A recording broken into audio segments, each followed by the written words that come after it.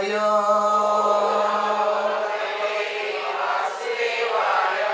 नारायणं नमस्कृत्य नरं चैव नरोत्तमं देवीं सरस्वतीं व्यासं ततो जायमुदीरये। नष्टप्रायेषु अभद्रेषु नित्यं भागवत सेवया भगवती उत्तम श्लोके भक्तेर्भवती नैष्टिकी। कृष्णाय वासुदेवाय देवकी नंदनाय च नंदगोप कुमाराय गोविंदाय नमो नमः। नमो पंकजनाभाय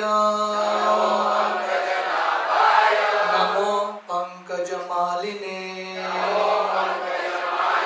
नमो पंकजनेत्राय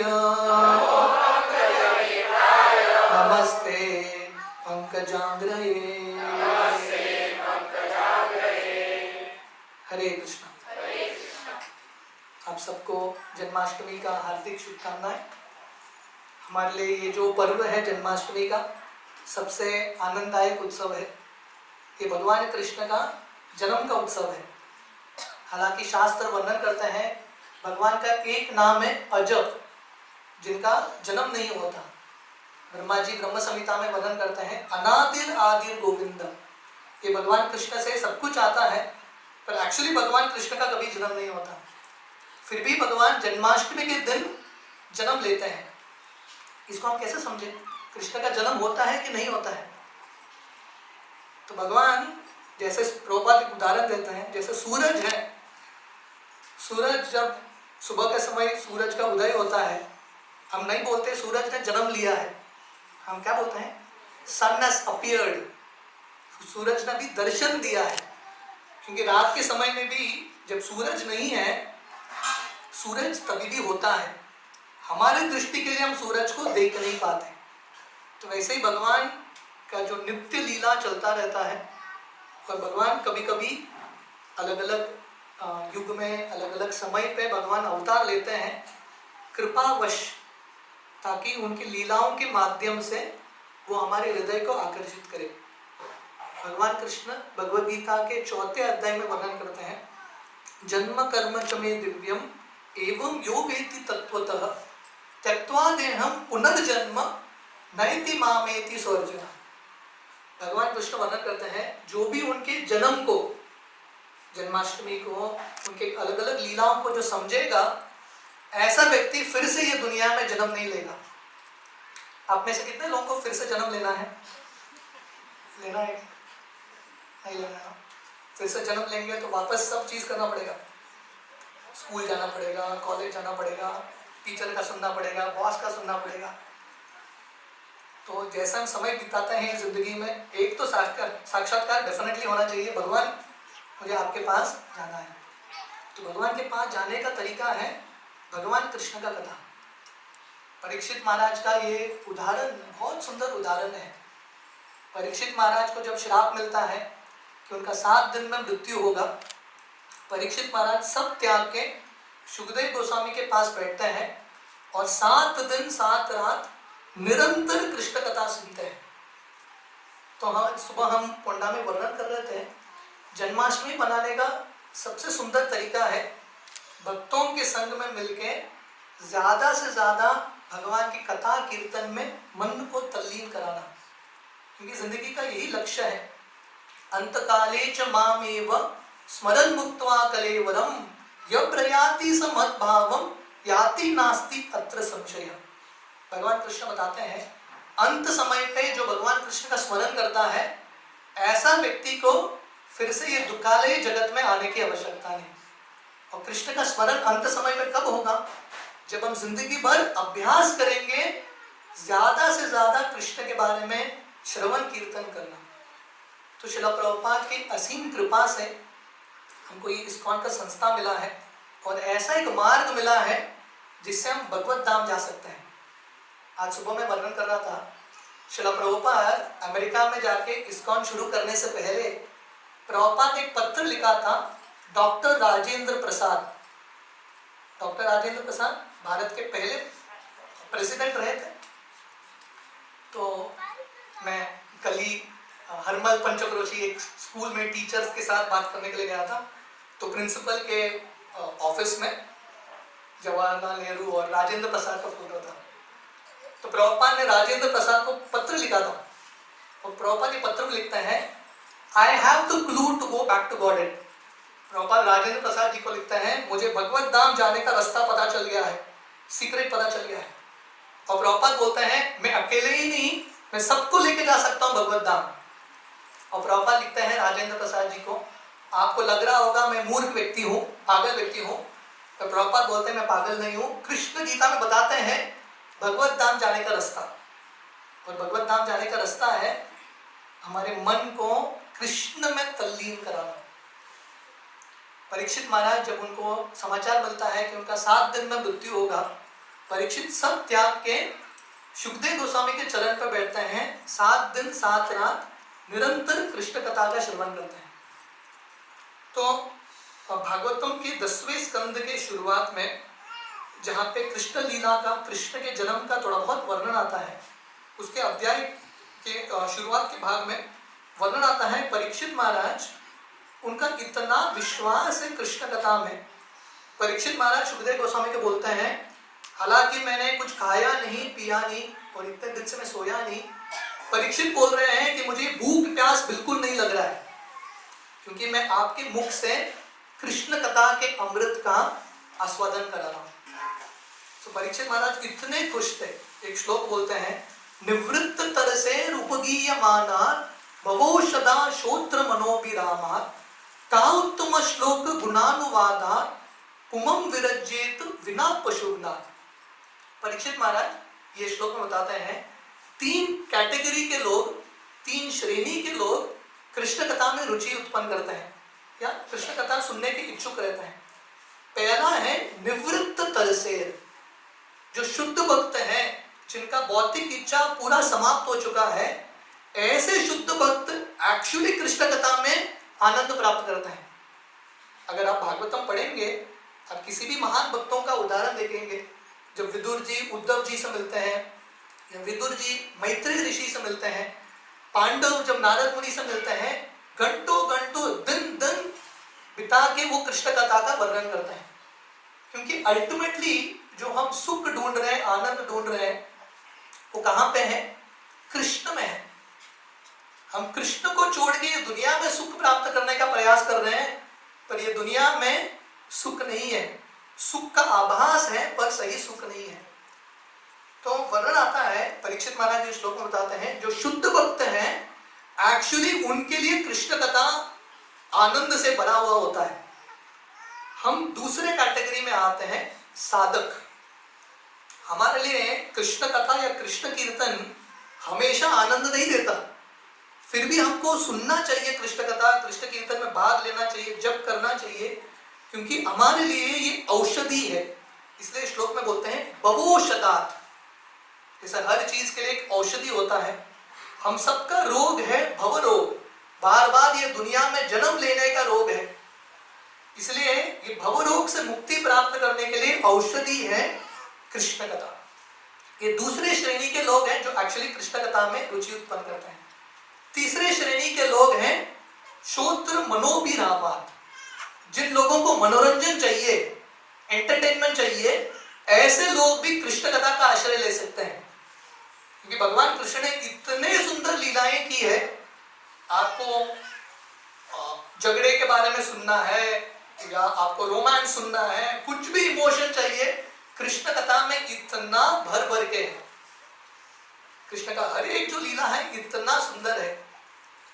तो इसलिए परीक्षित महाराज बताते हैं, ये 3 श्रेणी के लोग कृष्ण कथा सुनने का उत्सुकता रखते हैं, और ऐसा कृष्ण कथा सुनने से व्यक्ति एक्चुअली मुक्ति की प्राप्ति करता है। श्रील प्रभुपाद ये श्लोक के तात्पर्य में लिखते हैं, यार देखे तार कहे कृष्ण उपदेश, अमार आज्ञाई गुरु आई तारे देश। प्रभुपाद लिखते हैं, श्री चैतन्य महाप्रभु ने बताया था हर व्यक्ति को, हर वैष्णव को, यार देखे तार कहे कृष्ण उपदेश, कृष्ण के बारे में बोलो। कृष्ण कथा मतलब भगवद गीता या भागवतम। कृष्ण कथा के बारे में श्रवण करने से just tell them to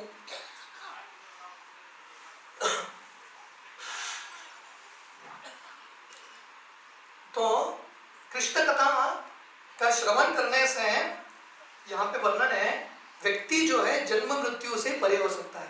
इसलिए महाप्रभु बताते हैं हर भक्त का कर्तव्य है कृष्ण के बारे में प्रचार करना, क्योंकि सब दुख का सल्यूशन है, जितने भी हमारे कष्ट हैं उसका सल्यूशन है कृष्ण कथा। और परीक्षित महाराज बताते हैं, क्योंकि भगवान कृष्ण ने उनके जो दादाजी थे पांडव, अर्जुन इत्यादि, भगवान कृष्ण ने उनको कुरुक्षेत्र के रणभूमि में बचाया था। कुरुक्षेत्र का रणभूमि कौरव सेना, इतना बड़ा समुद्र था, पांडवों को पार करना असंभव। कौरवों के पास कितना सेना था? 11 अक्षौणी। पांडवों के पास कितना सेना था? 7 अक्षौणी। कहाँ 11 कहाँ 7, इनका जीतने का संभावना था ही नहीं। पर पांडव जो है बहुत बुद्धिमान थे, क्योंकि उन्होंने अपने पक्ष में कृष्ण को रख लिया। तो ये जन्माष्टमी के दिन हमको एक निश्चय करना है कि हम ज्यादा से ज्यादा कृष्ण को इंपॉर्टेंस देंगे। हमारे पक्ष में अगर कृष्ण रहेंगे, जैसे अर्जुन के रथ में कृष्ण थे, तो हमारी जिंदगी में अगर कृष्ण रहेंगे, और जैसे अर्जुन ने उनका रथ का डोरी कृष्ण को दिया था, अगर हम हमारी जिंदगी को कृष्ण को समर्पित करेंगे, पूर्ण तरीके से सरेंडर हो जाएंगे, जितने भी पीड़ा आएंगे जिंदगी में कृष्ण पार कराएंगे। इसलिए परीक्षित महाराज बोलते हैं मुझे कृष्ण के बारे में सुनना है। सुखदेव गोस्वामी इतने प्रसन्न होते हैं परीक्षित महाराज का ये उत्सुकता देख के। सुखदेव गोस्वामी परीक्षित महाराज का गुणगान करते हैं और बोलते हैं कि आप राजा नहीं, आप राज्य ऋषि हो, क्योंकि आपके ये प्रश्न से, कृष्ण के बारे में आपका ये जो जिज्ञासा है, इससे सिर्फ आपका ही नहीं मेरा भी लाभ होगा, और जितने भी लोग सुन रहे हैं उन सबका लाभ होगा। सुखदेव गोस्वामी उदाहरण देते हैं, जैसा गंगा स्वर्ग से बहती हुई आती है, गंगा स्वर्ग को भी पावन कराती है, धरती को भी पावन कराती है और पाताल को भी पावन कराती है। तो वैसे ही जो भी व्यक्ति कृष्ण कथा में भाग लेता है, कोई प्रवचन दे रहा है, कोई सुन रहा है या कोई प्रश्न पूछ रहा है, हर व्यक्ति लाभ उत्पन्न करता है। परीक्षित महाराज ये 10वें स्कंद की शुरुआत में सुखदेव गोस्वामी को 6-7 प्रश्न पूछते हैं। ये प्रश्न के उत्तर में पूरा कृष्ण लीला का वर्णन सुखदेव गोस्वामी करते हैं। परीक्षित महाराज का पहला प्रश्न था, बलराम जी जो देवकी के गर्भ में थे, बलराम जी देवकी के गर्भ से रोहिणी के गर्भ में चले जाते हैं। जनरली एक माँ के गर्भ में कभी कभी 2 बच्चा हो सकता है, पर एक बच्चा 2 माँ के गर्भ में कैसा होगा? संभव है क्या? बलराम जी ने वो करके दिखाया। इसलिए बलराम जी का नाम है संकर्षण। 2 गर्भों को उन्होंने आकर्षित किया। तो परीक्षित महाराज का पहला प्रश्न है, बलराम जी देवकी के गर्भ से रोहिणी के गर्भ में ट्रांसफर क्यों हो जाते हैं? जैसा आजकल ऑनलाइन ट्रांसफर का जमाना है, लेकिन तो बलराम जी पहले ओरिजिनल ट्रांसफर हुए थे, सीधा एक गर्भ से दूसरा गर्भ, एक मोबाइल से दूसरा मोबाइल नहीं, फ्रॉम वन वूम टू अनदर। तो परीक्षित महाराज का पहला प्रश्न है, ये कैसे संभव हुआ? दूसरा प्रश्न पूछते हैं, बलराम जी का तो ट्रांसफर हो गया, कृष्ण का भी ट्रांसफर हो जाता है। कृष्ण का जन्म कहाँ पे होता है? मथुरा में, कंस के कारागृह में। कृष्ण जन्म लेते ही कृष्ण अपने आप को ट्रांसफर कराते हैं, कहाँ? गोकुल। तो परीक्षित का ये दूसरा प्रश्न था, कृष्ण भी अपना ट्रांसफर इतना जल्दी क्यों कराते हैं? तीसरा प्रश्न था, भगवान कृष्ण वृंदावन में कहाँ रुकते थे? गोकुल में रुकते थे, नंदग्राम में रुकते थे। भगवान कृष्ण ने वृंदावन में क्या क्या लीलाएं की? ये सब प्रश्न पूछते हैं। तो हम भी हमारी जिंदगी में बहुत सारे प्रश्न पूछते हैं, पर कितने सारे प्रश्न हमारे कृष्ण के ऊपर आधारित होते हैं। तो ये प्रश्न पूछना बहुत महत्वपूर्ण है। भगवान कृष्ण ने क्या क्या लीलाएं की? कल मैं पोंडा में मेरे प्रवचन में क्विज ले रहा था, भगवान कृष्ण ने अलग अलग असुरों को वध किया है कि नहीं? तो सबको एक्चुअली ये सब लीला समझ में आना चाहिए, कृष्ण ने कौन से असुर का वध किया, कैसे किया, इसका जिज्ञासा होना बहुत इंपॉर्टेंट है। आप कृष्ण लीला ध्यान से पढ़ेंगे तो भगवान कृष्ण ने हर असुर को अलग स्टाइल में मारा, स्टाइल को फिर से रिपीट नहीं किया कृष्ण। और वृंदावन धाम में भगवान कृष्ण अपने सुदर्शन का भी प्रयोग नहीं करते, सिर्फ अपने हाथों से सब असुरों का वध करते हैं। तो इसलिए परीक्षित का अगला प्रश्न है, भगवान कृष्ण ने अपने मामा कंस को ही मार दिया। जनरली मामा जो है भतीजे से बहुत प्रेम करते हैं और भतीजा मामा से बहुत प्रेम करते हैं, पर भगवान कृष्ण ने कंस को ही मार दिया। कंस मामा जो है अपने भतीजे से इतना प्रेम करते थे, रोज अलग अलग खिलौना बेचते थे वृंदावन धाम, अलग अलग असुरों को अलग अलग रूप में, पर कृष्ण को पसंद नहीं आया। कृष्ण ने सब खिलौना तोड़ दिया और कृष्ण ने मथुरा में आके कंस को ही मार दिया। तो परीक्षित का अगला ये प्रश्न है, भगवान कृष्ण ने कंस अपने मामा का वध क्यों किया? अगला प्रश्न पूछते हैं, भगवान कृष्ण द्वारका में कितने साल रुकते हैं, वृंदावन में कितने साल रुकते हैं, और भगवान कृष्ण ने द्वारका में कितने सारे पत्नियों के साथ विवाह किया? प्रभुपाद एक जगह बताते हैं, कृष्णा मैरिड 16,000 वाइफ्स। भगवान कृष्ण 16,108 विवाह करते हैं, इसलिए वो भगवान है। कोई भगवान की नकल कर सकता है क्या? कोई नकल नहीं कर सकता। Krishna is God. भगवान जो है इतने सारे जो स्त्रियां हैं, उनकी पत्नियां हैं, उनको संतुष्ट कर सकता है। तो इस तरह से परीक्षित महाराज ये अलग अलग प्रश्न पूछते हैं और इसका उत्तर पूरा 10वां स्कंद, ये भागवतम के 10वें स्कंद का पहला अध्याय है। शुरुआत में परीक्षित महाराज 6-7 प्रश्न पूछते हैं, इसके उत्तर में शुकदेव गोस्वामी 90 अध्याय बताते हैं, 90 चैप्टर स्ट्रेट। इसलिए महान साधुओं के पास प्रश्न पूछना, उसके लिए भी हिम्मत चाहिए। आप एक प्रश्न पूछेंगे, उत्तर बहुत बड़ा होगा। 90 चैप्टर्स, उसमें से 40 अध्याय भगवान कृष्ण के वृंदावन लीलाओं के बारे में वर्णन करते हैं, 50 अध्याय कृष्ण के द्वारका लीलाओं के बारे में। तो इस तरह से शुकदेव गोस्वामी परीक्षित महाराज का अभिनंदन करते हुए, धन्यवाद व्यक्त करते हुए कृष्ण लीला शुरू करते हैं। तो ये कथा का इंट्रोडक्शन था। अभी हम कृष्ण जन्माष्टमी की कथा में प्रवेश करेंगे। तो शुकदेव गोस्वामी बताते हैं, एक बार भूमि तृप्त नृपव्याज दैतांतिक शांत्युतै आक्रांत भूरि भारेण ब्राह्मणम शरणम ययो।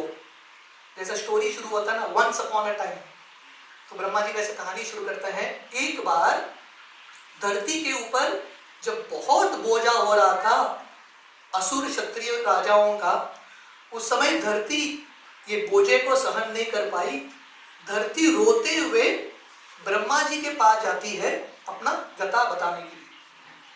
तो प्रभुपाद तात्पर्य में लिखते हैं, भगवान कृष्ण का अवतार होता है, यदा यदा ही धर्मस्य ग्लानिर्भवति भारत अभ्युत्थानम् अधर्मस्य तदात्मानं सृजामि। जब भी धर्म का गठन होता है और अधर्म का संख्या बढ़ता है, अधर्मियों का संख्या बढ़ता है, हर समय ऐसे एक परिस्थिति में कृष्ण आते हैं धरती माता के बोझे को कम कराने के लिए। वर्णन आता है, भगवान कृष्ण कंस के वध के पहले कुब्जा से मिलते हैं। आप लोगों ने कहानी सुना है, कुब्जा जो थी झुकी हुई थी। भगवान कृष्ण क्या करते हैं कुब्जा को, पहले तो कृष्ण कुब्जा को देख के बोलते हैं आप बहुत सुंदर हो। कुब्जा सोच रहे अरे मैं कहाँ का सुंदर। तो भगवान कृष्ण क्या करते हैं, अपना पैर कुब्जा के पैर के ऊपर रखते हैं, अपना उंगली कुब्जा के चिन्ह में रखते हैं और कुब्जा को सीधा करा देते हैं। कंस के वध के पहले कुब्जा जो है धरती माता को संबोधित करती है और भगवान कृष्ण कुब्जा को बता रहे हैं, बहुत जल्दी जब किसी के पीठ में बोझा होता है, व्यक्ति झुका हुआ रहता है, भगवान कृष्ण धरती के बोझे को कम करते हैं, कुब्जा को सीधा कराते हैं। तो धरती माता जब उनके धरती पर इतना सारा असुरों का संख्या बढ़ रहा था, उस समय वो रोती हुई ब्रह्मा जी के पास जाती है। चलो प्रभुपाद एक बहुत इंपॉर्टेंट चीज बताते हैं, धरती माता दुखी कब होती है? संख्या बढ़ता है इसलिए धरती दुखी नहीं होती। जब धरती माता देखती है कि उनके संतान क्योंकि हम सब धरती के संतान हैं। जब उनके संतान कृष्ण की भक्ति नहीं करते तभी धरती दुखी होती है। धर्म ग्लानि, भगवान कृष्ण गीता के श्लोक बताते हैं, भगवान का आगमन कब होता है? जब धर्म घटता है। धर्म का अर्थ है भक्ति। जब लोग भक्ति का पालन नहीं करते, आसुरिक वृत्ति में भोग करते रहते हैं, तब भगवान का अवतार होता है। तो प्रभुपाद लिखते हैं कलयुग में भी यही परिस्थिति है, अधर्म बढ़ रहा है। इसलिए प्रभुपाद लिखते हैं कृष्ण आए हैं उनके नामों के रूप में, कली काले नाम रूपे कृष्ण अवतार। ये जो कृष्ण भावनामृत आंदोलन है पूरी दुनिया में कृष्ण को बांट रहा है, कृष्ण का बीट सबको प्रदान कर रहा है। तो आगे ब्रह्मा जी बताते हैं धरती माता रोते रोते ब्रह्मा जी के पास जाती है और ब्रह्मा जी क्या करते हैं? धरती माता के साथ शिव जी सब देवताओं के साथ क्षीर सागर जाते हैं। तो यहाँ पे एक बहुत इंपॉर्टेंट विषय है। धरती भगवान कृष्ण के पास सीधा नहीं जाती, वो ब्रह्मा जी के पास जाती है और ब्रह्मा जी धरती को लेके भगवान विष्णु के पास जाते हैं।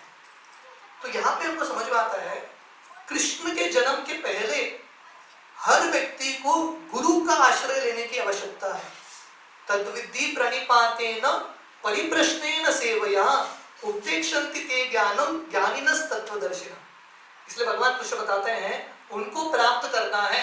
अगर हम चाहते हैं कि कृष्ण हमारे जिंदगी में जन्म ले तो पहला गुरु का आश्रय लेने की आवश्यकता है। ब्रह्मा जी गुरु के स्थान में है, धरती जो है ब्रह्मा जी के पास जाती है। और गुरु क्या करते हैं? गुरु का कर्तव्य क्या है? अपने शिष्य को कृष्ण के पास लेके जाना। जैसे हम सुबह गुरु अष्टक गाते हैं, संसार दावा नललीद लोका त्राणाय कारुण्य घन घनत्व। गुरु जो है एक बादल की तरह है। बादल का पानी स्वयं का पानी होता है नहीं, बादल समुद्र से पानी लेता है और जाके कहीं बरसाता है। गुरु जो है कृष्ण का कृपा लेते हैं, कृष्ण कृपा मूर्ति है गुरु, और लोगों को कृष्ण का कृपा बांटते हैं। तो गुरु एक कनेक्शन, एक मीडियम के रूप में है, जीवात्मा को कृष्ण के साथ जुड़ाते हैं और कृष्ण का संदेश जीवात्मा तक पहुंचाते हैं। तो ब्रह्मा जी हालांकि वो भी बहुत शक्तिशाली हैं, वो भी ईश्वर हैं, वो जाके कृष्ण का आश्रय लेते हैं। तो प्रभुपाद लिखते हैं यहाँ पे इससे ही सिद्ध होता है कि कृष्ण भगवान है। तो यहाँ पे ब्रह्मा शिवा और सब देवता किसका आश्रय ले रहे हैं? कृष्ण का आश्रय ले रहे हैं। क्योंकि जब बहुत पीड़ा होती है स्वयं सॉल्व नहीं कर पाते, they take shelter of Krishna. Chaitanya Charitamrita में श्लोक आता है एकल ईश्वर कृष्ण आर सब भृत्य। भगवान कृष्ण एक ही साक्षात पूर्ण पुरुषोत्तम भगवान है, बाकी सब ब्रह्मा जी, शिव जी, इंद्र, चंद्र सब कृष्ण के सेवक हैं, सब कृष्ण के भक्त हैं। तो सब देवता ब्रह्मा जी इत्यादि क्षीर सागर जाते हैं और भगवान विष्णु को प्रार्थना अर्पण करते हैं। तो अगर हम चाहते हैं कि कृष्ण का जन्म हो हमारे जिंदगी में, पहला चीज है गुरु का आश्रय लेना और गुरु के मार्गदर्शन के अनुसार कृष्ण को प्रार्थना अर्पण करना। प्रार्थना में बहुत शक्ति है। जैसे धरती माता के शरीर पे बोझा है, हम सबके जिंदगी में बहुत सारा कष्ट है, पर हमको यहाँ पे सीखना है, हमको कृष्ण के लिए प्रार्थना अर्पण करना है। और ऐसा नहीं कि ब्रह्मा जी और धरती सिर्फ प्रार्थना अर्पण करने के लिए करते हैं, फॉर्मेलिटी नहीं है, हृदय से प्रार्थना अर्पण करते हैं। तो भगवान कृष्ण का आगमन कब होता है? जब हम हृदय से निस्सहाय रूप से कृष्ण को पुकारते हैं, तभी भगवान कृष्ण आते हैं। आप लोग ये कहानी जानते हैं, जब द्रौपदी का वस्त्रहरण हो रहा था, द्रौपदी पहला उनका विश्वास था कि मेरे पतिदेव बचाएंगे। 5 पति थे, कोई भी बचाए नहीं द्रौपदी को। द्रौपदी भीष्म की ओर देखती है, द्रोण की ओर देखती है, सब अपना सर नीचे डाल के देख रहे हैं, कोई भी बचाने के लिए तैयार नहीं। तो द्रौपदी उनको लगता है मैं स्वयं बचाऊंगी अपने आप को। दुशासन पूरे शक्ति के साथ खींच रहे हैं द्रौपदी के साड़ी को, द्रौपदी बचाने का प्रयास कर रही है, कितना बचा पाएगी अपने आप को? द्रौपदी क्या करती है? एक हाथ से कृष्ण को पुकारती है, एक हाथ से साड़ी पकड़ती है, कृष्ण आते नहीं है। भगवान कृष्ण भी ना समय के लिए रुके हैं। फाइनली जब द्रौपदी समझ जाती है मैं भी अपने आप को बचा नहीं सकती, even I can't save my self, उस समय द्रौपदी अपना दोनों हाथ ऊपर करके कृष्ण को पुकारती है, हे कृष्ण हे गोविंद, आंखों में अश्रु। हमारे आचार्य बताते हैं कृष्ण को अगर आना है हमारी जिंदगी में, आंखों में अश्रु होना चाहिए। आर्टिफिशियली रो नहीं सकते। कब होगा? जब हम महसूस करेंगे कि हम निस्सहाय हैं, वी आर हेल्पलेस। कल ही हम भक्तिविनोद ठाकुर के गीत गा रहे थे। भक्तिविनोद ठाकुर के गीत में बताते हैं, भगवान मुझे अपने शक्ति पे भी भरोसा नहीं है, सिर्फ आप ही मेरे एक की आशा हो, यू आर माय ओनली हो। तो इस तरह से ब्रह्मा जी सब देवता मिलके पुरुष सुप्त प्रार्थना अर्पण करते हैं, बहुत हृदय से प्रार्थना अर्पण करते हैं। और ये प्रार्थना सुन के भगवान जो है ब्रह्मा जी को संदेश देते हैं। तो यहाँ पे इंटरेस्टिंग है, कृष्ण का जन्म नहीं होता, क्षीर सागर में आए हैं, क्षीर सागर के तट में प्रार्थना अर्पण कर रहे हैं। भगवान विष्णु अंदर है, विष्णु दर्शन भी नहीं देते, ब्रह्मा जी को भी दर्शन नहीं देते, सिर्फ ब्रह्मा जी को भगवान का आवाज सुनाई देता है। तो कृष्ण के दर्शन के पहला कृष्ण का आवाज, वाणी सुनाई देता है। हर व्यक्ति उत्सुक रहता है, अरे कृष्ण का दर्शन कब होगा? कृष्ण का दर्शन कब होगा? जब हम कृष्ण के संदेश को सुनेंगे, नहीं तो कृष्ण दर्शन नहीं देंगे। कृष्ण पहला दर्शन देते हैं कानों के माध्यम से, थ्रू ईयर्स। इसलिए गीता जो कृष्ण का गीत है, कृष्ण का संदेश है, हमारे लिए इसको पढ़ने की आवश्यकता है। जब हम कृष्ण के वाणी को गंभीरता से लेंगे, हरि नाम को ध्यान से सुनेंगे, कीर्तन करेंगे, तभी कृष्ण का जन्म होगा। इसलिए हमारे आचार्य वर्णन करते हैं, नाम रूप गुण लीला। हर व्यक्ति कृष्ण का रूप देखना चाहता है, पर कृष्ण का रूप आता है नामों के माध्यम से। कृष्ण के नामों का श्रवण करना बहुत इंपॉर्टेंट है। तो ब्रह्मा जी को कृष्ण का संदेश, भगवान विष्णु का संदेश सुनाई देता है, और कोई सुन नहीं पाता, देख नहीं पाता। तो यहाँ पे भी हम देखते हैं ब्रह्मा जी जो गुरु हैं, गुरु का कर्तव्य है जो शिष्य हैं, जो जीव है, उनका संदेश भगवान तक पहुंचाना। ब्रह्मा जी ने पहुंचा दिया इनका जो कष्ट है, और भगवान विष्णु अपना जो संदेश है वो ब्रह्मा जी के माध्यम से, गुरु के माध्यम से सबको पहुंचाते हैं। तो ब्रह्मा जी सब देवताओं को बोलते हैं, हमारा भगवान को, हमारा जो याचना है अर्पण करने से पहले भगवान को ऑलरेडी पता था कि धरती में बोझा है, क्योंकि कृष्ण सब जानते हैं। प्रार्थना अर्पण करने से पहले कृष्ण को पता है आप किसके लिए आए हो, ठीक है? तो ब्रह्मा जी बोलते हैं भगवान कृष्ण को ऑलरेडी पता था, और भगवान ने विश्वास दिया है, आश्वासन दिया है कि वो बहुत जल्दी यदुकुल में जन्म लेंगे। और ब्रह्मा जी बोलते हैं, भगवान ने आप सबको आज्ञा दिया है, ब्रह्मा जी सब देवताओं को बोलते हैं, आप सब लोग आपकी पत्नियों के साथ यदुकुल, वृष्णिकुल, अंधक कुल इत्यादि में जन्म लेना, ताकि आप कृष्ण लीला में मदद कर सको। तो प्रभुपाद यहाँ पे बताते हैं, भगवान कृष्ण जो है देवताओं को नहीं बोलते हैं मैं संभाल लूंगा कंस को, सबको, आप जाके स्वर्गलोक में सो जाना। कृष्ण बोलते हैं मैं आऊंगा, अवतार लूंगा, इन सबका वध करूंगा, पर आप लोगों को भी आना पड़ेगा मुझे असिस्ट करने के लिए।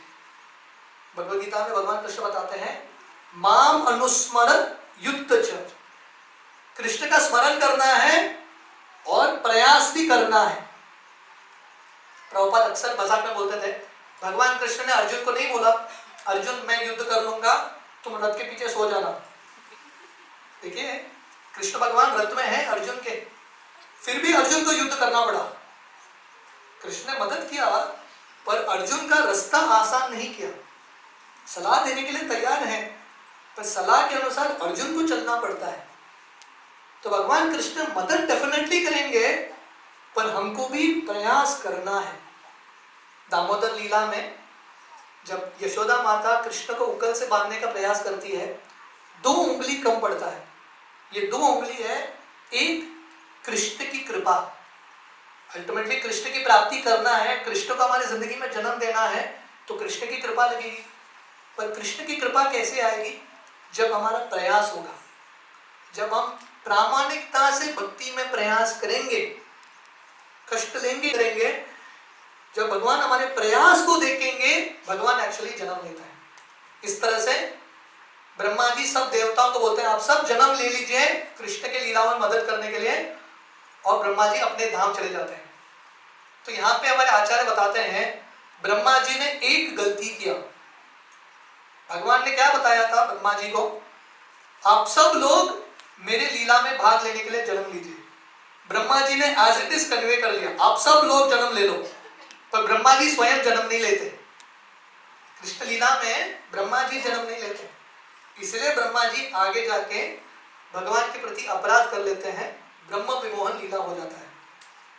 तो कहने का अर्थ है जब आज्ञा मिलता है हर व्यक्ति को आज्ञा पालन करने का प्रयास करना है। तो इस तरह से ब्रह्मा जी चले जाते हैं अपने धाम, सभी देवी देवता चले जाते हैं कृष्ण लीला में भाग लेने।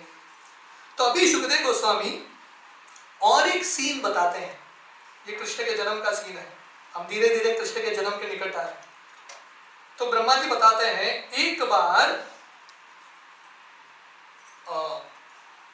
सुरसेन राजा, यदुकुल का जो राजा था, वो मथुरा नगरी पे राज्य करता है। तो वर्णन आता है राजधानी तथा साबुत सर्व यादव बाबुजम मथुरा भगवान यत्र नित्यम सन्नितो हरि। ये सुरसेन राजा मथुरा के राजा होते थे, क्योंकि यदुकुल का राज्य या राजधानी मथुरा भूमि था। मथुरा के बारे में वर्णन है मथुरा भगवान यत्र नित्यम सन्निहितो हरि। मथुरा भूमि भगवान का नित्य धाम है और यहाँ पे भगवान नित्य रूप से रहते हैं। तो प्रभुपाद बता रहे हैं कि भगवान की ये असीम कृपा है हम सबके जिंदगी में। यही भारत भूमि में मथुरा मंडल है, जगन्नाथपुरी है, नवदीप है, अयोध्या धाम है, जहाँ पे एक्चुअली भगवान का अवतार होता है। और ये सब धामों में अभी भी कृष्ण का लीला चलता है। जो शुद्ध भक्त हैं ये सब स्थली में एक्चुअली कृष्ण का दर्शन करते हैं। तो मथुरा भूमि के राजा थे सुरसेन महाराज। तो वही सुरसेन महाराज के कुल में वसुदेव जी आते हैं और वसुदेव का विवाह जो है देवकी से होता है। और विवाह के दिन कंस जो है, जो देवकी का कजन ब्रदर था, कंस देवकी से इतना प्रेम करता था, वो देवकी और वसुदेव के रथ को चला के लेके जा रहा है। तो उस समय जब वो लेके जाता है, इतना बड़ा एक उत्सव होता है। उस जमाने में राजाओं का या जो रानियों का, राजकन्याओं का जो विवाह होता था, बहुत बड़े पैमाने पे चलता था। तो इतने सारे लोग गीत अर्पण कर रहे हैं, नृत्य हो रहा है, पूरा मथुरा भूमि बाहर आया है, मथुरावासी बाहर आए हैं ये उत्सव में भाग लेने के लिए। तो उस समय जब कंस ये रथ को चला के लेके जा रहा है, उस समय आकाशवाणी होती है, हे मूर्ख कंस, देवकी का 8वां गर्भ, ये जो स्त्री है जिसके रथ को तुम चला रहे हो, इसका 8वां गर्भ तुम्हारे मृत्यु का कारण बनेगा। भागवतम वर्णन करता है अस्यास्त्वम अष्टमो गर्भो हंतायाम वहसे अबुध। तो प्रभुपाद लिखते हैं यहाँ पे वर्णन है अष्टमम गर्भ। वर्णन नहीं है कि पुत्र होगा या पुत्री, डायरेक्ट वर्णन नहीं आता। 8th प्रेगनेंसी, 8वां जो बच्चा है, संतान है, वो कंस के वध का कारण बनेगा। तो अभी कंस जो इतने प्रेम के साथ देवकी के रथ को चला रहा है, क्योंकि कंस भी दिखाना चाहता है लोगों को, क्योंकि सब लोगों को लग रहा था कि कंस क्रूर राक्षस है, कंस भी दिखा रहा है अरे मेरे भी हृदय में प्रेम है, मैं भी मनुष्य हूं। कंस रथ चला रहा है, जब एक आकाशवाणी होती है, कंस तुरंत वो रथ को छोड़ देता है, धुरी को छोड़ देता है और हाथ तलवार निकालता है, देवकी के बाल को पकड़ के देवकी को मारने के लिए तैयार। इनफैक्ट वर्णन आता है जब वो आकाशवाणी होती है, आकाशवाणी शुरू होती है, हे मूर्ख कंस। और ये आकाशवाणी ऐसा नहीं कि जैसे ब्रह्मा जी को प्राइवेटली सुनाई देता है, ये आकाशवाणी प्राइवेट मैसेज नहीं था, सबके सामने। इमेजिन करो कंस जैसा अहंकारी व्यक्ति, सबके सामने आकाशवाणी हो रहा है, हे मूर्ख कंस। वो जब लोगों ने सुना, लोगों को पता चल गया ये कंस हमको भी बहुत सारा पीड़ा देगा। सब लोग भागने वाले थे, कंस वहां से भागने का प्रयास कर रहा था, भाग नहीं पाएगा, भाग नहीं सकता। तो कंस सोच रहा था, उसको इतना गुस्सा आ रहा था, उसको लग रहा था जिस व्यक्ति ने बोला है उसको मारूंगा, पर वो व्यक्ति है ही नहीं, आवाज ही है, व्यक्ति नहीं है, अनबॉडीड साउंड, तो उसको भी मार नहीं सकता। कंस और आकाशवाणी क्या हुआ था, देवकी का 8वां गर्भ तुम्हारे मृत्यु का कारण बनेगा। तो कंस सोच रहा था मैं देवकी के 8वें पुत्र को मार दूंगा, पर वो पुत्र ने जन्म भी नहीं लिया है। तो कंस इतना फ्रस्ट्रेटेड है, इतना फ्रस्ट्रेटेड है, किसी पे गुस्सा नहीं निकाल सकता, तो उसने गुस्सा देवकी के ऊपर निकाला और देवकी को मारने के लिए तैयार। तो यहाँ पे वर्णन है, वसुदेव जी, इमेजिन करो शादी का दिन, सबसे बड़ा दुर्घटना का दिन हो रहा है, तुरंत वातावरण चेंज हो जाता है, पर वसुदेव जी जो कृष्ण के पिता हैं इतने महान हैं, तो इसलिए शब्द आता है वसुदेव महाभागो। वसुदेव जी इतने महान व्यक्ति हैं, ये परिस्थिति में बहुत ठंडे दिमाग में कंस के साथ डील करते हैं। षडगोस्वामी अष्टकम में श्रीनिवास आचार्य वर्णन करते हैं, धीर अधीर जनप्रियो प्रिय करो। ऐसे जो महान भक्त हैं, इनको कंस जैसे असुर को भी अपने वश में लाना इसका कला आता है। वसुदेव जी सोच रहे थे अभी मैं क्या करूं, देवकी के प्राण को बचाना है, क्योंकि वसुदेव जी को लग रहा था जब 8वां पुत्र होगा तब देखा जाएगा, मेरा अभी पहला कर्तव्य है, फर्स्ट ड्यूटी देवकी के प्राण को बचाना। तो वसुदेव जी कंस को बहुत सुंदर शिक्षाएं देते हैं, वेरी ब्यूटीफुल टीचिंग्स। ये जो शिक्षाएं हैं जो भगवान कृष्ण ने अर्जुन को सुनाया था, वही जो शिक्षाएं आत्मा के बारे में शिक्षाएं जो हैं वसुदेव जी कंस को सुनाते हैं। मतलब कृष्ण के जन्म के पहले कृष्ण के पिताजी ने सुना लिया ऑलरेडी गीता, सेम गीता का संदेश है, पर फर्क इतना ही था, वहां पे भगवान कृष्ण अर्जुन को सुना रहे थे, अर्जुन को समझ में आया। यहाँ पे वसुदेव जी कंस को सुना रहा है जिसको कुछ भी समझ में नहीं आया। तो वसुदेव जी कंस को बताते हैं, हे मेरे प्रिय कंस। पहला कंस जैसे क्रूर व्यक्ति को संतुष्ट कराना है तो उसका तो गुणगान करना ही पड़ेगा। तो बोलते हैं आप बहुत शक्तिशाली धनुर्धर हो, आप बहुत शक्तिशाली एक क्षत्रिय हो, आप भोज कुल के शोभा हो, आपको ये शोभा नहीं देता स्त्री को मारते हुए। कंस तूने बहुत सारे बड़े बड़े लोगों को हरा दिया, इस स्त्री से तुमको क्या डर है? और वो भी वसुदेव जी बोलते हैं ये साधारण स्त्री नहीं है, तुम्हारी बहन है। तो वसुदेव जी इसको पहचान करा रहे ये बहन है, और इतना ही नहीं, शादी का दिन है, मारना ही है कल मारो, आज के दिन तो मत मारो, बहन है, स्त्री है और शादी का दिन है, डोंट डू दिस। और वसुदेव जी कंस को बोलते हैं मृत्यु जन्मपताम वीर देहेन सह जायते अद्यवाब्द शतांते वा मृत्युर्वै प्राणिनम ध्रुवः। वसुदेव जी कंस को बोलते हैं व्यक्ति के जन्म के साथ उसका मृत्यु भी जन्म लेता है। जातस्य ही ध्रुवो मृत्युर ध्रुवम जन्म मृतस्य च। भगवान कृष्ण गीता में बताते हैं जिस व्यक्ति का जन्म होता है, जन्म के साथ मृत्यु डेट भी निश्चित होके ही आता है। जैसे एक प्रोडक्ट होता है, प्रोडक्ट में मैन्युफैक्चरिंग डेट भी होता है और क्या होता है, एक्सपायरी डेट भी होता है। कहीं पे कुछ प्रोडक्ट देखा है क्या सिर्फ मैन्युफैक्चरिंग डेट के साथ एक्सपायरी डेट भी आता है? हर प्रोडक्ट का मैन्युफैक्चरिंग डेट है और एक्सपायरी डेट है। ये शरीर भी प्रोडक्ट है, माया द्वारा रचित एक इंस्ट्रूमेंट, यंत्रारूढ़ानी माया, एक मशीन है। ये मशीन का मैन्युफैक्चरिंग डेट है और इसका एक्सपायरी डेट भी है।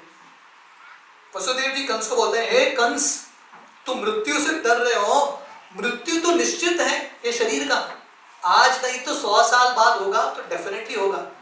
तो ये मृत्यु से बचने के लिए, ये मृत्यु के भय से पाप मत करना, डोंट सिन। तो वसुदेव जी हमें बता रहे हैं हमको मृत्यु से भयभीत नहीं होना है, पाप करने से भयभीत होना है। We should be scared of fear. Vasudev ji बताते हैं जैसा व्यक्ति, जो व्यक्ति चलता है वसुदेव जी यहाँ पे आत्मा का ज्ञान दे रहे हैं, लगभग वही जो कृष्ण गीता में बताते हैं। वसुदेव जी कंस को बता रहे हैं जैसा व्यक्ति चलता है, कैसे चलता है, एक पैर पीछे का पैर आगे रखता है, आगे का पैर बाद में उठा के रखता है, ऐसे ही चलते हैं ना, 1 स्टेप अहेड, उसके बाद वो स्टेप रखने के बाद ही दूसरा स्टेप उठाते हैं। तो वैसे ही वसुदेव जी बताते हैं हर व्यक्ति शरीर धारण कैसा करता है। ये शरीर में जब हम कर्म कर रहे हैं, कर्म करते हुए अगला शरीर हमारा ऑलरेडी निश्चित हो रहा है। ऐसा नहीं कि मृत्यु के बाद अगला शरीर मिलेगा, ये जिंदगी के साथ साथ चलते चलते अगला शरीर ब्लूप्रिंट में तैयार हो रहा है। ये शरीर के अंत होने के बाद व्यक्ति दूसरे शरीर में प्रवेश करता है। जैसे भगवान कृष्ण गीता में बताते हैं, देहिनोस्मिन् यथा देहे कौमारं यौवनं जरा तथा देहांतर प्राप्ति धीरस्तत्र न मुह्यति। भगवान कृष्ण बताते हैं ये देह का तो परिवर्तन होता रहता है, कभी कुमार अवस्था, कभी बूढ़ा अवस्था, और शरीर के अंत के बाद और एक शरीर की प्राप्ति होती है। धीर व्यक्ति जो है विचलित नहीं होता। इस तरह से वसुदेव जी कंस को बता रहे बाबा ये एक छोटे से घटना के लिए है, तुम पाप कार्य मत करो, डोंट कमिट सिन। वसुदेव जी आगे बताते हैं जैसे एक बहुत सुंदर उदाहरण देते हैं, बोलते हैं जैसे कभी चंद्र या सूरज का जो प्रतिबिंब है एक जलाशय में दिखता है, ठीक है, रिफ्लेक्शन, चंद्र का जो रिफ्लेक्शन है जलाशय में दिखता है, और वो जो जलाशय है जब हवा चलता है वो प्रतिबिंब में हलचल आता है कि नहीं। कभी मून का साइज आगे पीछे होता है, पर एक्चुअली मून में चेंजेस होते हैं क्या? चेंज नहीं होते। पर अगर जो चंद्र है ये प्रतिबिंब के साथ अपने आप को आइडेंटिफाई कराता है। अगर चंद्र को लगने लगता है कि ये मैं हूं, ये प्रतिबिंब, क्योंकि ये प्रतिबिंब मेरे जैसा दिखता है, चंद्र जो है विचलित हो जाएगा। तो परीक्षित वसुदेव जी यहाँ पे बता रहे हैं वैसे ही कंस जब आत्मा शरीर के साथ आइडेंटिफाई करता है, जब आत्मा को लगता है शरीर मैं हूं, तब शरीर में जब अलग अलग परिवर्तन होते हैं व्यक्ति विचलित होता है, उसको लगता है अरे कुछ होने वाला है, मेरा अंत होने वाला है। पर शरीर का अंत होता है, आत्मा का अंत नहीं होता। जैसे चंद्र है, अमावस्या के दिन चंद्र है कि नहीं है? चंद्र है। पूर्णिमा के दिन भी चंद्र है, अमावस्या के दिन भी चंद्र है। और जब वो क्रेसेंट मून होता है उस समय भी चंद्र जो है पूर्ण रूप से ही है। ऐसा नहीं कि चंद्र बढ़ता है घटता है, ऐसा दिखता है पर चंद्र में परिवर्तन नहीं होता। तो वैसे शरीर ऐसा दिखता है, बढ़ रहा है घट रहा है, पर आत्मा में परिवर्तन नहीं होता। इस तरह से वसुदेव जी बहुत सुंदर तत्व ज्ञान दे रहे हैं कंस को, और कंस को बताने का प्रयास कर रहे हैं, हे कंस तुम हमको शत्रु मत मानो, किसी को शत्रु मत मानो, देवकी तुम्हारी बहन है, तुम्हारे अंदर दया का भाव है, देवकी को छोड़ दो। पर कंस जो है सुनने के भाव में नहीं था, क्योंकि कंस ये सब जो तत्व ज्ञान है उसको समझ में नहीं आया। तो शास्त्र वर्णन करते हैं अगर हमारे सामने कृष्ण भी साक्षात रहेंगे, कृष्ण भी उपदेश देंगे अगर हमको, पर अगर हमारे पास समझने का क्षमता नहीं है, नम्रता नहीं है, व्यक्ति समझ नहीं पाएगा, he will not be able to understand। जैसे वसुदेव जी कंस को समझाने का प्रयास कर रहे हैं, भगवान कृष्ण स्वयं दुर्योधन को समझाने का प्रयास करते हैं, भीष्मदेव समझाने का प्रयास करते हैं, रामायण में इतने सारे लोगों ने रावण को समझाने का प्रयास किया, पर इन लोगों को समझ में नहीं आया। तो कंस बिल्कुल समझता नहीं है ये सब तत्व ज्ञान। उस समय वसुदेव जी सोचते हैं ये कंस को ये समझ में नहीं आने वाला है, मुझे किसी न किसी प्रकार से देवकी के प्राण को बचाना है। तो उस समय वसुदेव जी एक ऐसा वचन देते हैं जो इतिहास में किसी पिता ने नहीं दिया होगा। वसुदेव जी कंस को बोलते हैं, देखो कंस, तुमको भाई देवकी से नहीं है, देवकी के 8वें पुत्र से है। तो मैं आपको वचन देता हूं, जब भी बच्चा होगा मैं आके आपको सौंप दूंगा। ऐसा वचन कोई दे सकता है क्या? वसुदेव जी इतने महान व्यक्ति हैं, वसुदेव जी ऐसा क्यों बोलते हैं?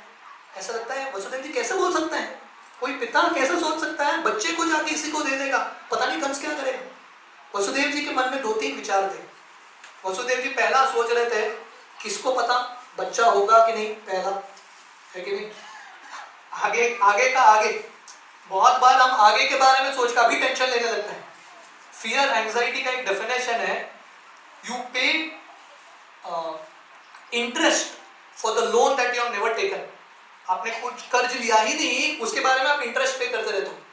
बहुत बार हम भविष्य के बारे में टेंशन अभी लेने लगते हैं, अरे जब भविष्य में जो होगा तब उस समय टेंशन लेंगे, अभी क्यों टेंशन लेंगे। तो वसुदेव जी सोच रहे थे पहला तो पता नहीं पुत्र जन्म होगा कि नहीं, पहला ही पुत्र का गारंटी नहीं है, 8वां पुत्र जब होगा तब देखा जाएगा, पहला चीज।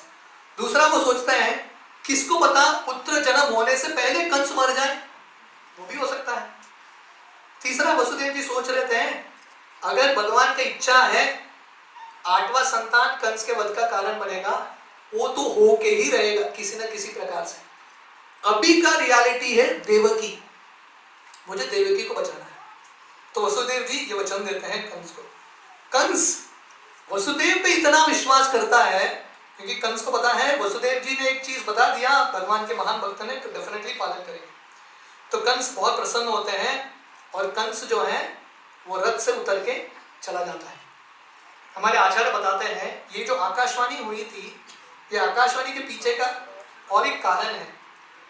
भगवान कृष्ण के माता पिता वसुदेव देवकी, उनके रथ को चला रहे हैं कंस।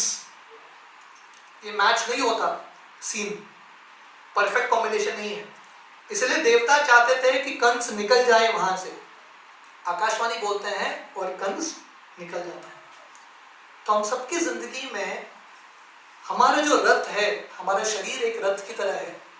ये रथ का डोरी हम किसके हाथ में देते हैं वो हमारा चुनाव है। कंस के हाथ में है या कृष्ण के हाथ में है।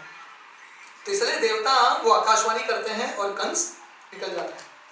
तो आगे वर्णन है ये अध्याय में, वसुदेव और देवकी अपने महल में चले जाते हैं, पर कंस जो है अपने पूरे सैनिकों को भेजता है इन पे नजर रखने के लिए, क्योंकि कंस को विश्वास नहीं था कि कौन सा पुत्र क्या करेगा पता नहीं, तो अभी उस पर नजर रखने के लिए सैनिकों को भेज देते हैं।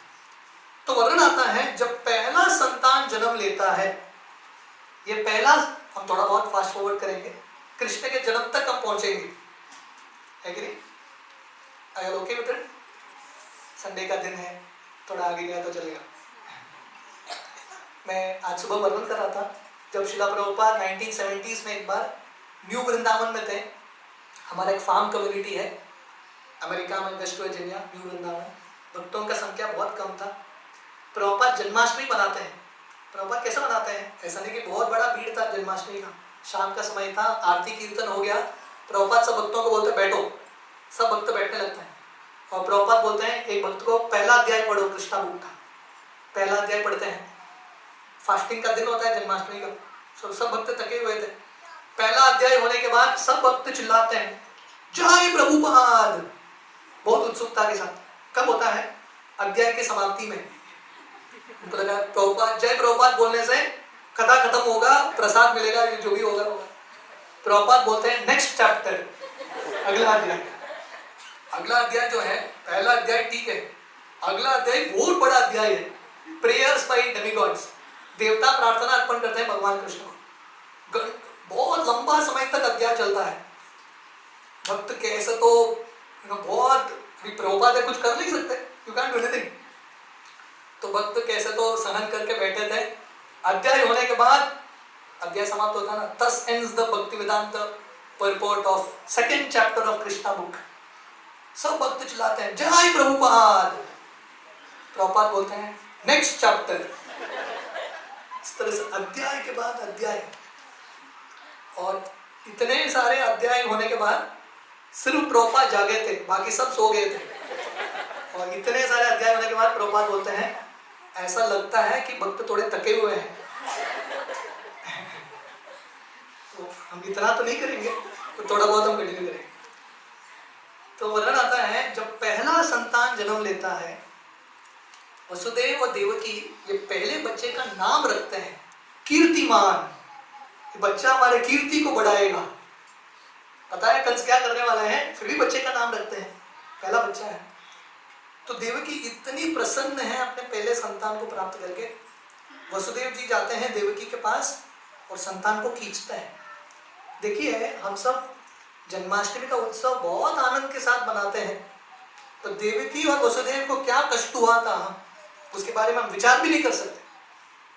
देवकी के हाथ से वसुदेव जी खींच के लेके जा रहे हैं बच्चे को, और देवकी रो रही है, बोल रही है कैसे तुम पति हो, कैसे पिता हो, इतना क्रूर हो तुम, कैसा संभव है।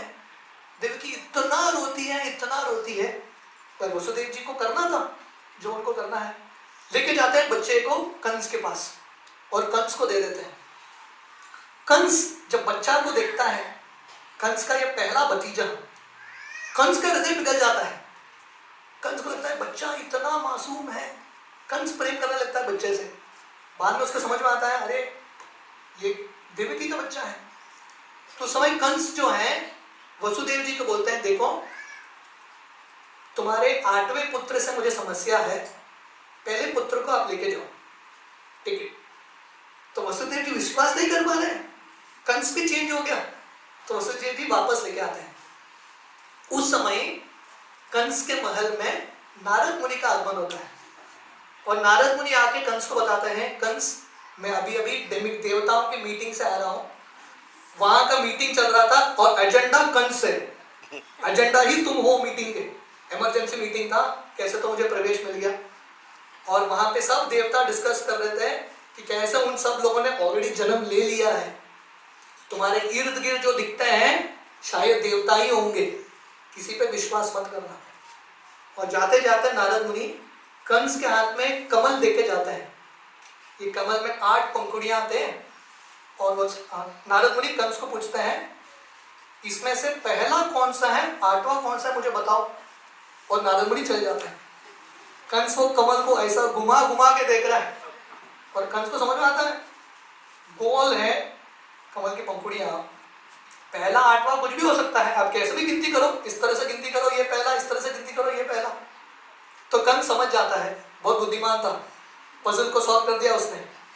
वो जो बच्चा बेचा था उसने, कंस आता है देवकी और वसुदेव के महल में, देवकी और वसुदेव के सामने बच्चे को निकाल के ऐसा दीवार पर फेंकता है और बच्चा मर जाता है।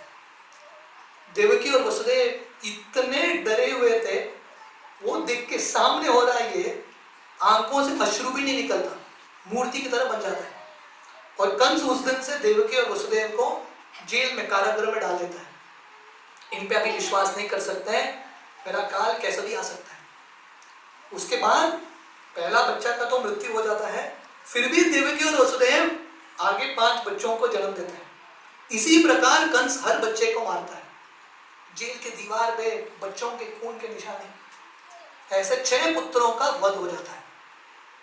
जब 7वां बच्चा देवकी के गर्भ में प्रवेश करता है और देवकी गर्भवती होती है, 7 महीने की थी देवकी, और कंस रुका था, अभी निकट आ रहा है 8वां का पहला नंबर 7वां, तो कंस बहुत उत्सुक है, मेरा काल निकट आ रहा है। 7वें महीने में देवकी का गर्भ चला जाता है, गर्भ ही नहीं है। तो सब जो स्त्रियां हैं जो देवकी का देखभाल कर रहे थे बोल रहे थे अरे देवकी डेफिनेटली गर्भवती थी, बच्चा तो पल रहा था गर्भ में, पर बच्चा समाप्त हो गया, गर्भपात हो गया। तो लोगों को पता नहीं चलता क्या होता है। कंस अभी कंफ्यूज हो जाता है। कंस को पता है अभी जो अगला बच्चा आएगा गिनती कैसे करे उसको, 7वें में गिने कि 8वें में गिने। कंस का दिमाग चकरा जाता है। इतना प्लानिंग किया था कंस ने, पर कंस कंफ्यूज हो गया। तो ये जो 7वां बच्चा था वो है बलराम जी, जो देवकी के गर्भ में थे, और देवकी गर्भ से रोहिणी के गर्भ में चले जाता है। इन लोगों को लगता है कि गर्भपात हो गया। और इसके बाद भगवान कृष्ण का आगमन देवकी के गर्भ में होता है। वर्णन आता है शास्त्र में, कृष्ण का जो जन्म है साधारण बच्चों की तरह, हमारी तरह कृष्ण का जन्म नहीं होता। कृष्ण जो है वसुदेव के हृदय में प्रकट होते हैं, वसुदेव के हृदय से देवकी के हृदय में और देवकी के हृदय से देवकी के गर्भ में। जब कृष्ण प्रवेश कर चुके थे देवकी के गर्भ में, देवकी चमक रही थी। पूरा जो कारागृह है इतना प्रकाशमय हो गया। और कंस आता है, सब लोग जाके कंस को बोलते हैं आ गया पक्का आपका काल, क्योंकि कुछ तो अलग ही चल रहा है कारागृह में। जब से ये बच्चा देवकी के घर में प्रवेश हुआ है, हम किसी न किसी लोगों को देखते रहते हैं। अदृश्य रूप में लोग आते हैं, प्रार्थना अर्पण करते हैं, अलग अलग आवाज सुनाई देता है हमको, कुछ तो गड़बड़ है। कंस आता है कारागृह में, देवकी को देखता है, देवकी के चेहरे पे बिल्कुल डर नहीं। इतने समय तक देवकी डरी हुई थी, अभी देवकी को इतना कॉन्फिडेंस है, उसका कॉन्फिडेंस देख कंस का कॉन्फिडेंस कम हो जाता है। कंस भयभीत होता है, काल अपने काल के बारे में सोच रहा है, पर कंस को लग रहा है अभी मैं मार नहीं सकता देवकी को, बच्चे को जन्म लेने दो, बाद में मारूंगी। तो उसके बाद जन्माष्टमी के दिन रात्रि के समय भगवान कृष्ण का आगमन होता है। कृष्ण के जन्म के पहले सब देवता, जब भगवान कृष्ण देवकी के गर्भ में थे, सब देवता आके कृष्ण को प्रणाम अर्पण करते हैं, प्रार्थना अर्पण करते हैं, हे भगवान कृष्ण, अब सबके स्वामी हो, फिर भी एक साधारण बच्चे के रूप में आपने देवकी के गर्भ का आश्रय लिया। देवकी और वसुदेव का स्तुति करते हैं। और जन्माष्टमी के दिन कृष्ण का जन्म होता है। वर्णन आता है कि भगवान कृष्ण जब जन्म लेते हैं, कृष्ण 4 हाथों के साथ चतुर्भुज रूप लेके जन्म लेते हैं। कहीं पे देखा है छोटा बच्चा जिसका 4 हाथ है, और इतना ही नहीं, पूरे आभूषण से भरे हुए। कोई बच्चा आता है क्या कान में कुंडल, हार इत्यादि पहन के? होगा तो बताना हमको, कुछ स्पेशल कैटेगरी में होगा। तो कृष्ण का जन्म ऐसा होता है, 4 हाथ, छोटे से शिशु। और देवकी और वसुदेव इतने सारे प्रार्थना अर्पण करते हैं, और क्योंकि उनका माता पिता का प्रेम है, देवकी और वसुदेव कृष्ण को बोलते हैं आप जो भी हो, आपके रूप को छुपा लो और 2 हाथ के रूप में आ जाओ, और हमारा इच्छा है आप यहाँ से चले जाना, कंस आपको भी मार देगा। भगवान बोलते हैं अरे कंस मुझे मार नहीं सकता, फिर भी इनका ममता का प्रेम है, वात्सल्य प्रेम है, बोलते हैं कृष्ण आप चले जाओ। उस समय भगवान कृष्ण वसुदेव जी को बोलते हैं आप मुझे यहाँ से गोकुल लेके जाओ। तो वसुदेव जी कृष्ण को उठाते हैं। वर्णन आता है कृष्ण को उठाते ही वसुदेव जी का जो चेन्स इत्यादि, हथकड़ी इत्यादि थे, सब टूट जाते हैं और वसुदेव जी निकलते हैं। देखो कृष्ण का आज्ञा आता है, वसुदेव जी कृष्ण को नहीं पूछते कैसे जाऊं, ये सब कालग्रह है, नथिंग। कृष्ण का जब आज्ञा आता है पालन करते हैं, अपने आप होने लगता है सब कुछ।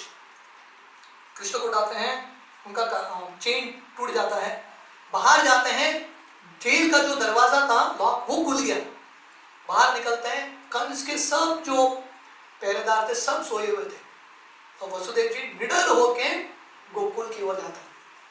अभी भी आप वृंदावन धाम जाओगे, मथुरा भूमि और गोकुल के बीच में यमुना नदी आती है। तो वसुदेव जी कृष्ण को टोकरी में लेके यमुना में को पार करने का प्रयास कर रहे हैं, और हल्का बारिश होने लगता है, बारिश धीरे धीरे तेजी से होता है। और उस समय अनंत शेष जो है, बलराम जी जो है, कृष्ण को चाहता के रूप में वसुदेव जी के पीछे पीछे चल रहे हैं। और वसुदेव जी यमुना नदी में प्रवेश करते हैं और कृष्ण को सर के ऊपर रखते हैं, और ऐसा चलते चलते गोकुल में पहुंच के वहां पे कृष्ण को रख देते हैं। और उसी समय यशोदा माता ने एक बालिका को जन्म दिया था, और यशोदा माता भी थकी हुई थी, सोई हुई थी। वसुदेव जी ये बच्ची को लेके वापस कारागृह में आते हैं। इसलिए जन्माष्टमी का उत्सव जो है एक्चुअली वृंदावन धाम में अगले दिन मनाया जाता है, नंदोत्सव का दिन, जहाँ पे कृष्ण का जन्म गोकुल में सेलिब्रेट होता है।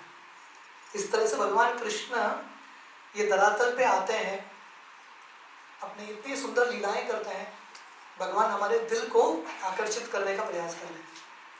तो आइए जन्माष्टमी के ये बहुत पावन अवसर पर हम भगवान से प्रार्थना करें, याचना करें कि हम भी वसुदेव और देवकी की तरह कुछ तो भार उठाएं, कुछ तो पीड़ा उठाएं कृष्ण की सेवा में। जैसे देवकी और वसुदेव ने बहुत कुछ सैक्रिफाइस किया कृष्ण को जन्म देने के लिए, तो हम सबका कर्तव्य है के लिए कुछ न कुछ कष्ट उठाना। और कलयुग में ज़्यादा कष्ट नहीं है, जप करना, भगवान के नामों का है कि नहीं, सत्संग में आना, और प्रसाद लेना, वो तो कष्ट है ही नहीं, बहुत प्रेम से हो जाता है कि नहीं। तो भगवान कृष्ण बहुत कृपालु हैं, उन्होंने आपको ऐसा एक मार्ग दिया है, भक्ति के मार्ग चलते चलते अगर हम एक्चुअली इसका प्रामाणिकता से पालन करेंगे तो भगवत धाम जाएंगे, और भगवत धाम में जाने के बाद नित्य उत्सव, जैसे जन्माष्टमी का त्योहार है, कितना अच्छा लग रहा है कि नहीं। इमेजिन करो रोज अगर जन्माष्टमी है, कितना अच्छा रहेगा। तो भगवत धाम में रोज जन्माष्टमी होता है, रोज उत्सव होता है, काम करने की जरूरत नहीं, कुछ नहीं। तो भगवान कृष्ण ये सब लीलाओं के माध्यम से हमको थोड़ा प्रेरणा दे रहे हैं, भक्ति करो, भगवत धाम जाने के बाद नित्य आनंद, नित्य रूप से कृष्ण का दर्शन होता ही रहेगा। आप सब भक्तों का बहुत बहुत धन्यवाद, इतने प्रेम के साथ सुने। हरे कृष्ण। भगवान श्री कृष्ण की जय। जन्माष्टमी महामहोत्सव की जय। श्रील प्रभुपाद की जय।